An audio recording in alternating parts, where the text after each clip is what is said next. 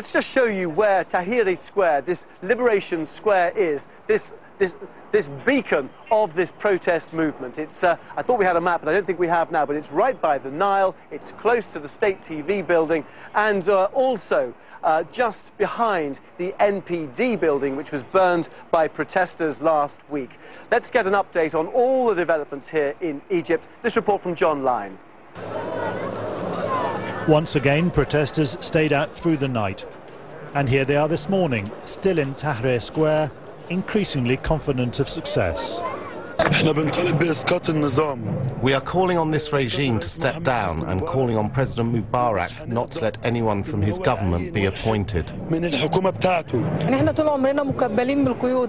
All our lives we've been oppressed. We've always wished to speak and to demonstrate. We were always living in fear.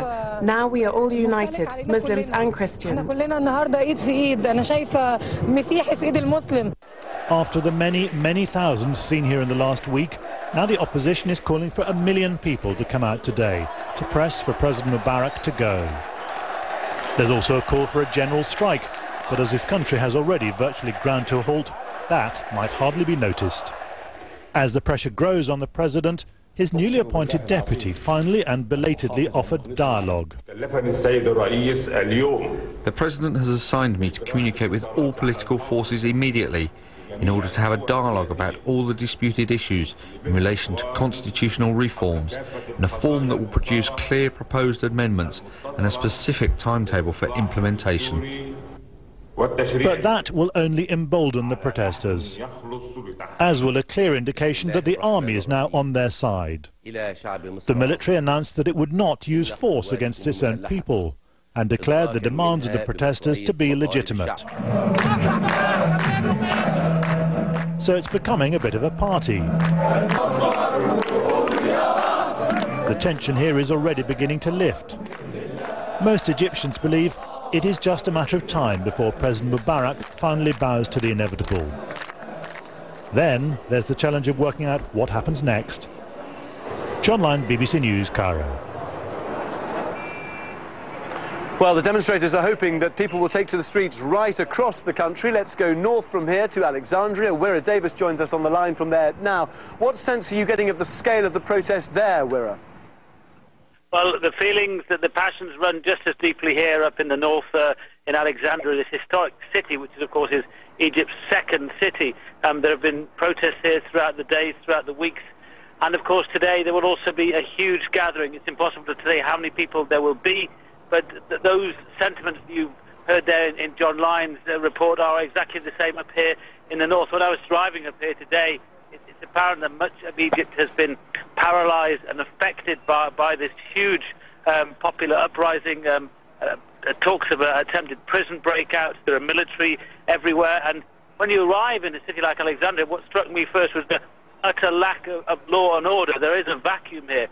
The only people running the streets the huge intersections are members of the public. These are guys with armbands on doing the jobs that the police normally do, because the police, of course, are nowhere to be seen. Nonetheless, people here are still adamant they want political change and they want Mubarak to go. Is there any support for the position that Mubarak finds himself in now, having appointed a vice president? Would there be any support for Omar Suleiman taking over? I think Mr. Suleiman is in some ways a respected figure, certainly overseas, but he's seen by most Egyptians as part of the old regime. He's been at Mr. Mubarak's side in some form or another for a long time. He was his intelligence chief, and he's not really seen as anything like a new broom. So no, most Egyptians I've met, in fact all Egyptians I've met, think it's time for some sort of change. How radical that is depends on who you are, but it's very difficult, in fact almost impossible, to find anybody, either here in Alexandria or down in Cairo or in the east in Suez, to find anybody who supports the regime. Is there any political structure in Alexandria around which these demonstrators are forming now? Because in Cairo, as you know, no one particular leader or party seems to be driving events. But is that different where you are? It's the same across the country. That's the big weakness, if you like, in in this movement, and also its strength. That it is popular. It isn't beholden to one particular political party, to one religious group, or one social class. This is a popular uprising that is being replicated across the country. The weakness is that they haven't really got a strong figurehead to challenge the Mubarak administration. There is Mohammed al-Baradei, the former Nobel Prize winner, but he's regarded by many people as a liberal intellectual who spent much of his time overseas. And the one organised group in Egypt that is perhaps starting to come to the fore is the Muslim Brotherhood. They've kept their heads down a little bit, certainly in terms of organising any protests, but they are apparent. The Brotherhood are out on the streets here in Alexandria and down in Cairo. Of course, what role they will play in any future administration or how Egypt is run will be of interest, not, of course, just to Egyptians, but to its neighbours and the wider world as well. OK, Wira Davis with the very latest in Alexandria. Thank you very much. Let me just bring you some news that we're getting from Reuters news agency in the last few moments, and that is that the Turkish Prime Minister has said that President Mubarak must listen to the people. The Turkish Prime Minister quoted on the Reuters news agency in the last few minutes that Hosni Mubarak should listen to his people. An interesting development there from Turkey. Let's catch up now with the events in Israel, because of course Egypt, an ally of Israel, the key ally for the United States in the Middle East as well, and Egypt, after Israel, the second largest recipient of US aid. Let's go to John Donaldson, because John, in the past few days we've been talking and you've been saying that there's been no official reaction about these demonstrations from the Israeli authorities, but presumably they'll not only be watching very closely today, but with great concern as well. Real concern, and actually Prime Minister Benjamin Netanyahu here speaking late on Monday made really his strongest comments so far, reflecting the concern about the Muslim Brotherhood that Wira was talking about there in Alexandria. Prime Minister Netanyahu saying he feared an Islamic regime similar to that in Iran could evolve in Egypt. Now look, Israel is concerned, very concerned. It's already got bad relations with Syria and Lebanon to the north, bad relations with Hamas, who control the Gaza Strip, to the west. It's facing uncertainty to the south now in Egypt, and frankly there are also concerns, I think, in Israel about Jordan to the east. So you're right, Israel watching developments very, very closely. And bluntly speaking, they would prefer Mubarak or somebody he chose to continue in power. That's absolutely right. The Israeli authorities have allowed the Egyptian army to send in 800 troops into the Sinai Peninsula, which is the area of land which Israel used to control. It's now in the hands of Egypt, but borders onto Israel, and since 1979, when Israel signed a peace treaty with Egypt, that has been a demilitarized zone. Israel now saying, well, 800 Israeli troops, Egyptian troops, sorry, can go in there. So really that reflects some measure of support they're sending to President Mubarak. And as for, well, who might replace him, I think you're right. Israel would put their weight behind Omar Suleiman, the man who's been appointed vice president. He's a man who Israel knows well. He's a frequent visitor to Israel. He's played a major role in Middle East peace talks and also discussions between the Palestinian factions. So for them, that would be the sort of transition they were looking at. Whether that's enough for people in Egypt is a different matter. OK, John Donaldson with the latest from Jerusalem, thank you very much. I think we can go live now to Jim Muir, who is in Tahrir Square, Liberation Square, for us now. Jim, give us an idea of the numbers building there. It's really difficult to actually put a figure on it because they're pouring in from all directions. Certainly, I would say it's over 100,000 by now, because the square is very large, as you can see. It also goes round the corner by the Egyptian National Museum there, which is also heavily crowded. There's no turnstiles, obviously, so nobody will ever know probably exactly how many people are here. Perhaps the surveillance helicopters, which are hovering over the area from time to time, obviously sending back pictures. perhaps they have a clearer idea than we do about the exact head count, but certainly it's a far bigger crowd than we've seen here in recent days.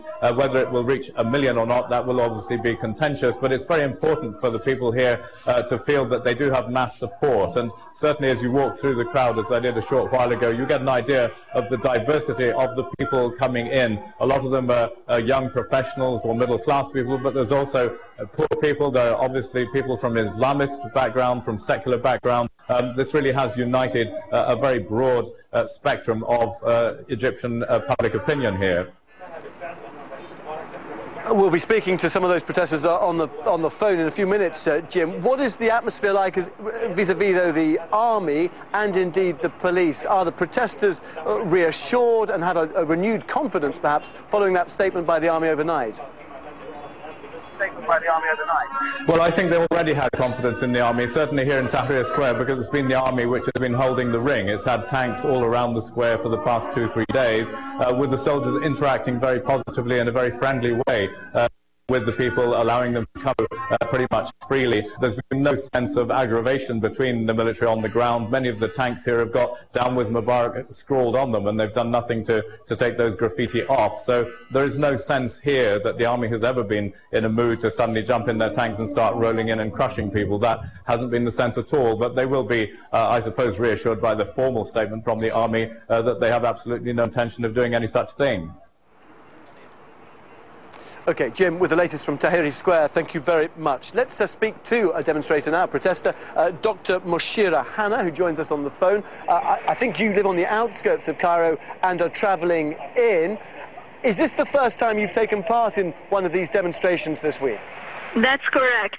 I've been looking forward to a chance to actually get on the street, and at this point the media has been reassuring people that the army will not harm the people, and even if the police comes back to the streets, they are not going to use the violent force they've been using against the demonstrators.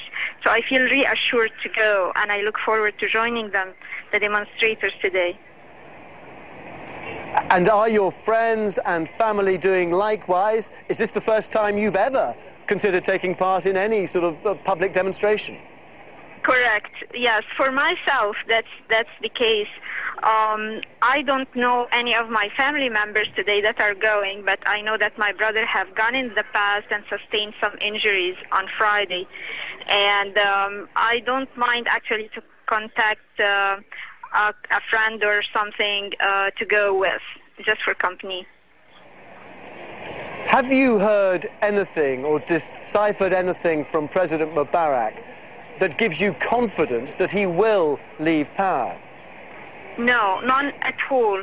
So far, all the indications are he is hanging on to power, and he is blaming the past, the former government, and he is taking steps supposedly to change the situation in the country by changing primarily the government itself. He hadn't promised to leave power, and he has not so far explicitly promised to change the articles in the constitution that allow Egypt to have periodical free elections either. And just very briefly, Dr. Hanna, this potentially is a delicate tinderbox scenario, is it not? Because if something doesn't move as far as the demonstrators are concerned, are you worried that elements of the group with which you're travelling could turn violent, and then that would lead into more violence and chaos? I am to some extent, but I also, and of course it would be naive to imagine that there are no such elements around us. But so far, and because of the events on New Year's Eve, if you remember New Year's Eve, the explosion that took place outside the church in Alexandria and killed 22 people and injured many, those events alerted us that there are elements that manage to access the Egyptian society and the safest parts of it. So as Egyptians, we are alert now that those elements are there, and the media has been talking since last night about those elements being there, and we should be aware of them, even though that should not impede the movement of the enlightened masses that are trying to bring their say to wait now. We are trying finally, the Egyptians, to say what we have to say. Dr. Moshiri Hanna, thank you very much indeed for speaking to us here on BBC News. Let's get